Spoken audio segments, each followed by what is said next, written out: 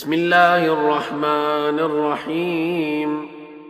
السلام عليكم يا أولياء الله، السلام عليكم يا حجج الله، السلام عليكم يا نور الله في ظلمات الأرض، السلام عليكم، صلوات الله عليكم وعلى آل بيتكم الطيبين الطاهرين.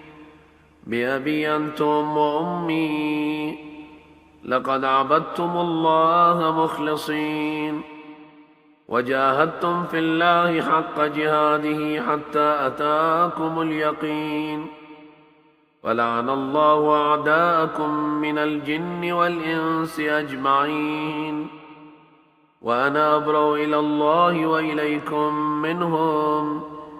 يا مولاي يا أبا إبراهيم موسى بن جعفر، يا مولاي يا أبا الحسن علي بن موسى، يا مولاي يا أبا جعفر محمد بن علي، يا مولاي يا أبا الحسن علي بن محمد، أنا مولى لكم، مؤمن بسركم وجهركم، متضيف بكم في يومكم هذا وهو يوم الأربعاء، ومستجير بكم فأضيفوني وأجيروني بآل بيتكم الطيبين الطاهرين.